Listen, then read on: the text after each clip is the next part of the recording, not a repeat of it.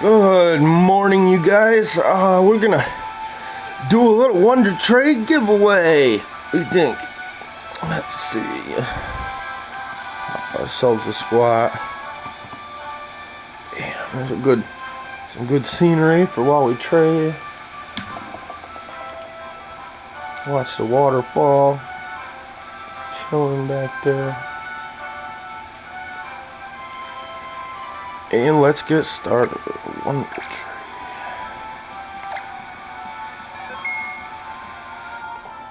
So today we're gonna start off with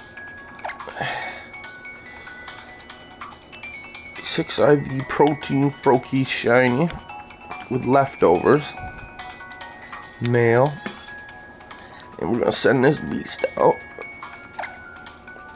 And I figured today we'll listen to XYHAX.BLOG's Sad Cat Diary, in case anybody hasn't heard it. It's funnier than hell.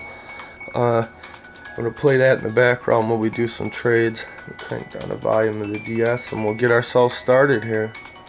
Dear Diary, the authorities have removed the pair of black pants from the couch. There is no longer any place for me to sleep.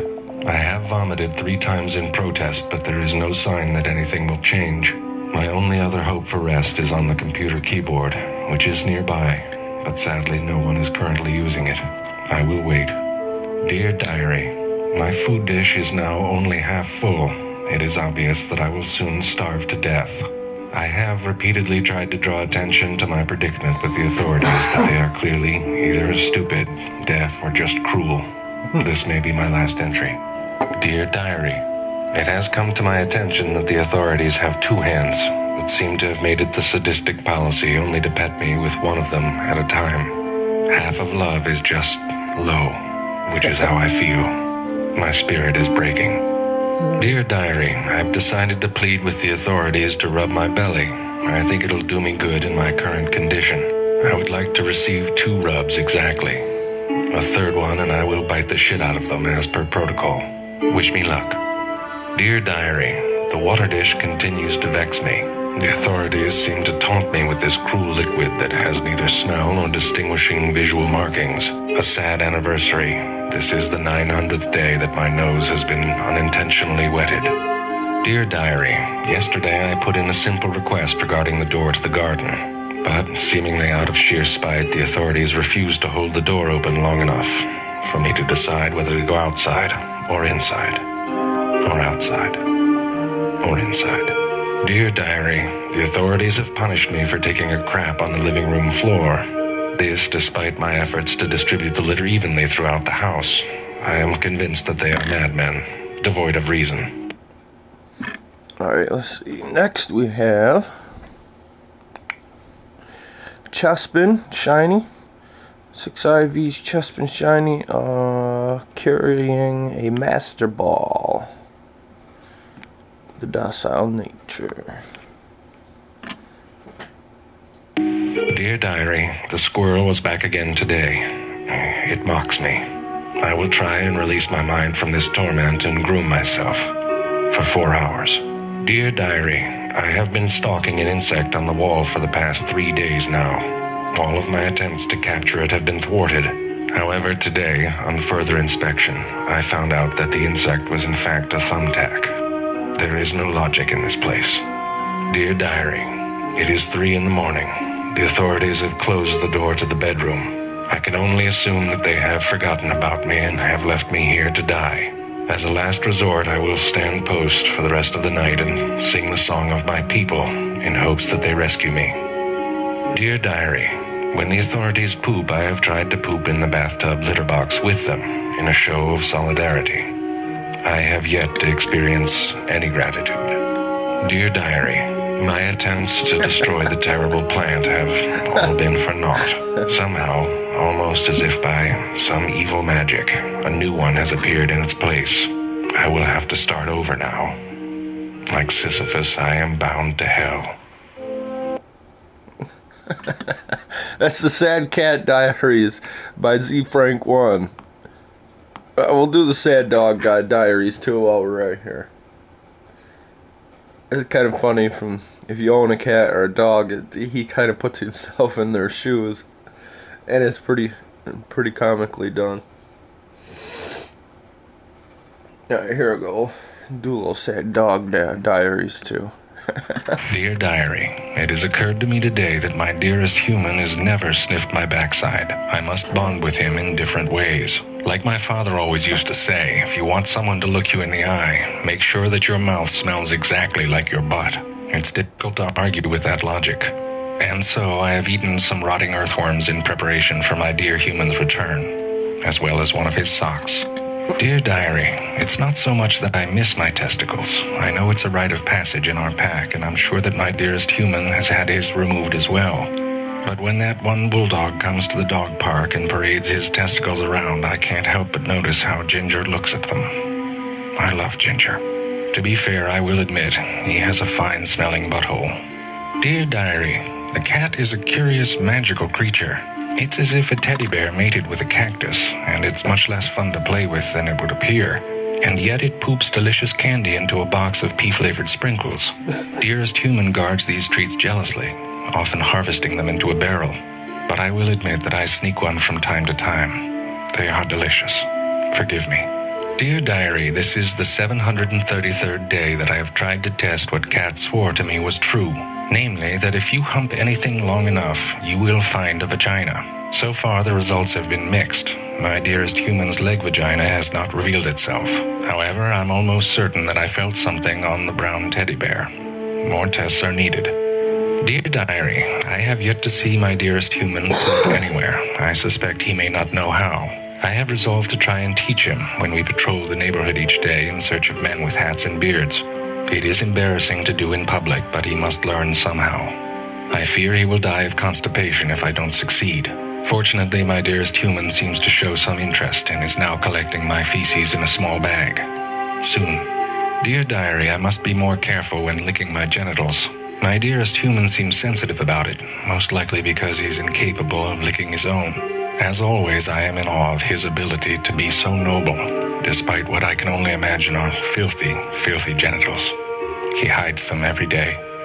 Dear Diary, today I have added a fourth circle to my pre-pooping ritual. As before, the first circle is to verify that I do in fact need to poop. The second is to check for gremlins and men with beards and hats. The third is to re-verify my need for pooping. And now the fourth is to honor my newly deceased toy. Stuffed llama, rest in peace. I didn't mean to shake your head off. Dear Diary, I told the cat about how my dearest human has promoted me, teaching me to shake so I can participate in his business dealings. However, Cat pointed out that I'm often unaware of what I'm shaking on. For example, when I shook the neighbor's hand this morning, I have no clue what I agreed to. None. Cat says this is how the devil buys souls. I will pee on the bed for comfort. Dear Diary, my dearest human asked me where the ball was when it was clearly in plain sight. I brought it over, and he threw it even farther away, then asked me where it was, and was very happy when I brought it again. Perhaps a metaphor? Dearest human leaves each day, and I am happy when he returns. Wait, maybe he is the ball, and I am dearest human. This is too much. I must be on the bed.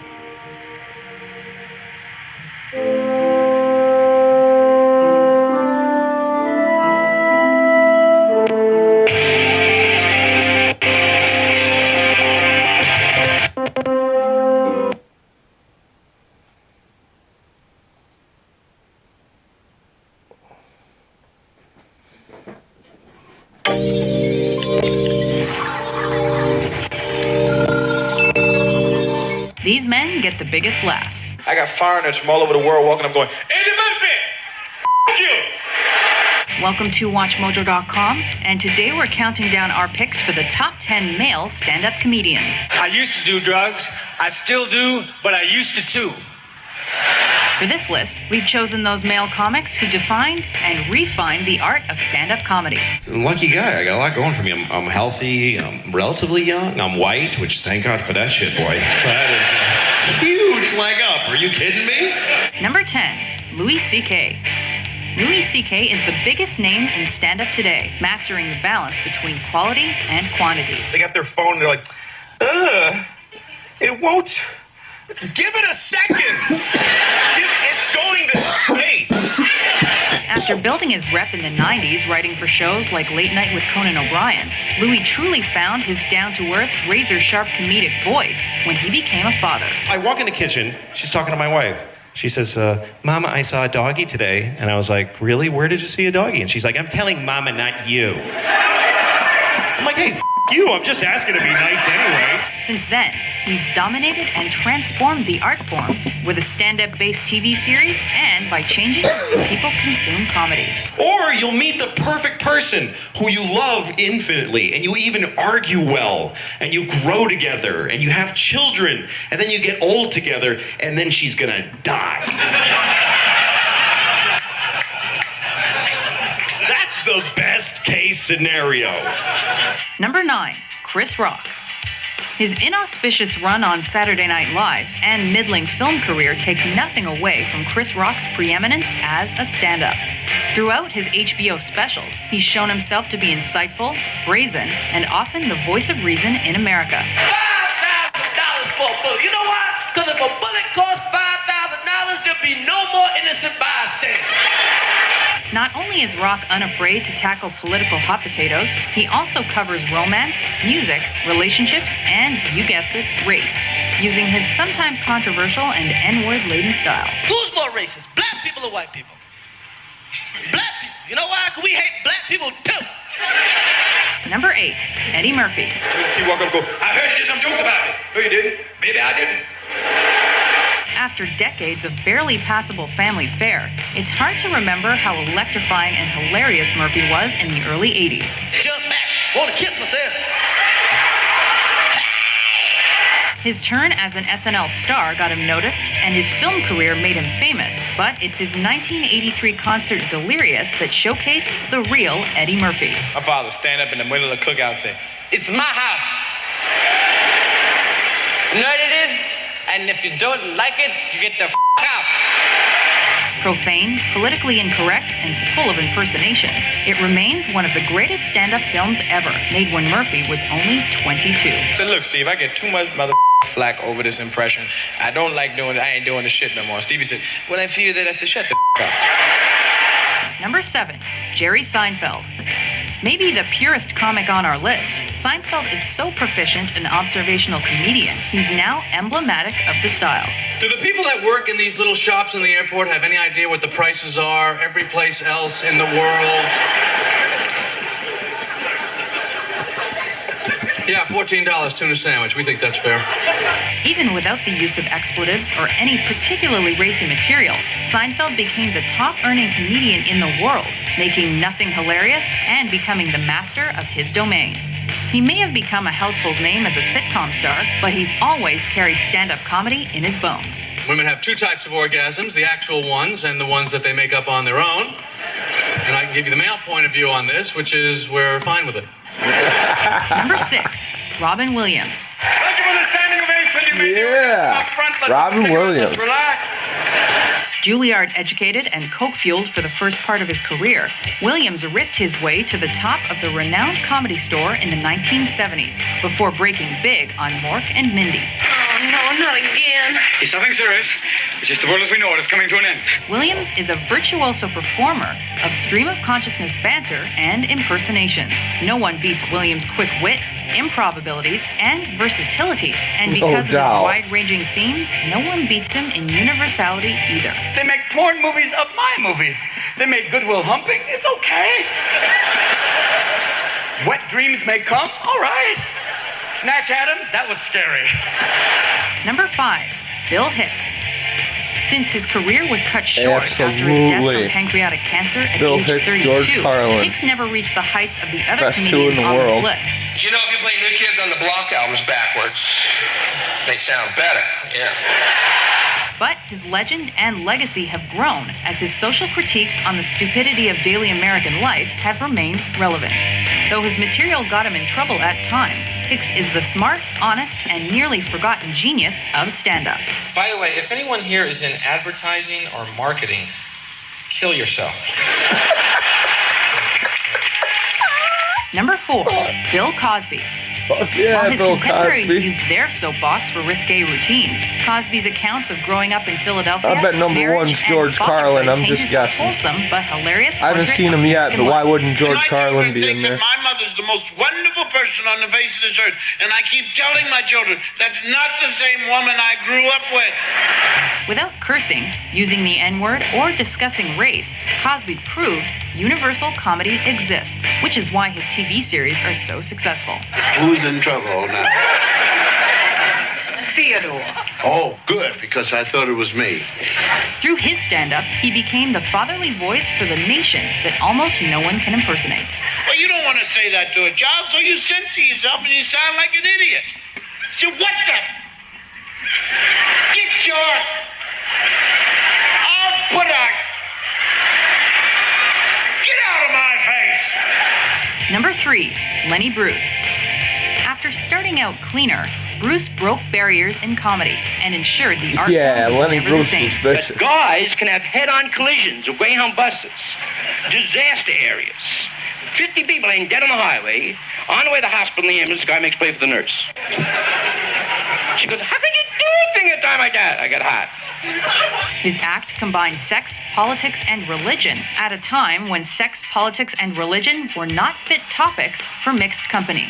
The result was a lifetime of legal troubles for Bruce, with several charges of obscenity. But his legacy paved the way for the next comedians on this list. Catholic, asshole, shit, let's see, in the park, and the tits and shit, and Catholics and the Jews and shit. That's about all I remember. That's about the general tenor of the act. Number 2, Richard Pryor. Pryor was a prophet. He translated personal experience into deep truths about the human condition and reached a wide audience with his profane and colorful examinations of race and racism. You ever notice how nice white people get when there's a bunch of around? Right, they get outside, they talk to everybody, right? They say, hi, how you doing? I don't know you, but here's my wife. Hello! By, as Bill Cosby once said, drawing the line between comedy and tragedy as thin as one could possibly paint it, Pryor became both a counterculture icon and a mainstream success who influenced all who followed. Women get their heart broke, they cry. Men don't do that shit. Men hold that shit in like it don't hurt. Walk around and get hit by trucks. Said, didn't he see that truck? I said, motherfucker, he wouldn't have seen the 747. Number 1, George Carlin. Oh, yeah. He is the fatherly knew voice it. of America. George Carlin was the bristly uncle. My job is thinking up goofy shit. Pryor was a prophet, but Carlin was a workhorse, scrapping an hour of material every year to start from scratch. Quite the accomplishment, considering his career spanned over 50 years. You don't want to be sitting in your doctor's office and hear this. Well, Jim, there's no reason why you shouldn't live another 20 to 30 years. However, you will be bleeding constantly from both eyes. Another comic who pushed the envelope far past its breaking point, Carlin made dissecting language, the status quo, and everyday life his profession, and became the ultimate stand-up comedian in the process. It's called the American Dream, because you have to be asleep to believe it. Do you agree or disagree with our list? That shit ain't funny, motherfucker. Which stand-up comedian would be in your top 10? That's the story of my life. No respect. I don't get no respect at all. No respect at all. Be sure to let us know and subscribe to WatchMojo.com for more great top 10s.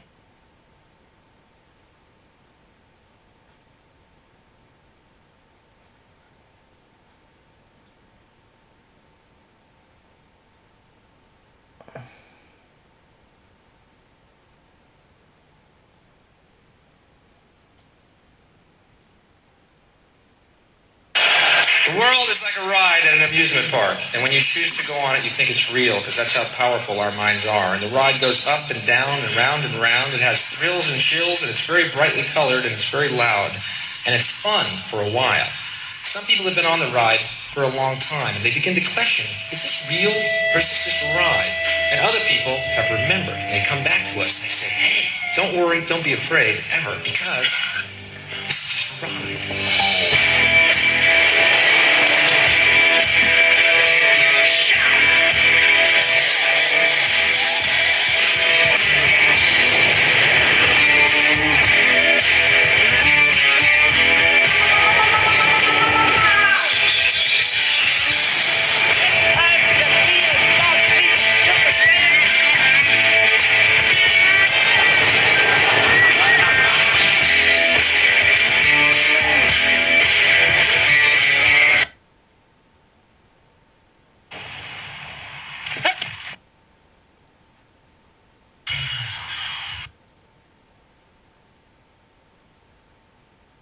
LSD story. Wouldn't that be newsworthy just once? To base your decision on information rather than scare tactics and superstitions and lies? I think it would be newsworthy. Today, a young man on acid realized that all matter is merely energy condensed to a slow vibration, that we are all one consciousness experiencing itself subjectively.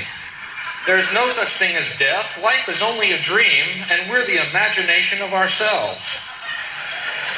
Here's Tom with the weather. So there. That's one brilliant motherfucker right there. You've been fantastic, and I hope you enjoyed it. There is a point. Is there a point to all this? Bill Hicks. Let's find a point. Is there a point to my act? I would say there is. I have to. The world is like a ride at an amusement park, and when you choose to go on it, you think it's real, because that's how powerful our minds are. And the ride goes up and down and round and round. It has thrills and chills, and it's very brightly colored, and it's very loud, and it's fun for a while. Some people have been on the ride for a long time, and they begin to question, is this real, or is this just a ride? And other people have remembered, and they come back to us, and they say, hey, don't worry, don't be afraid, ever, because this is just a ride.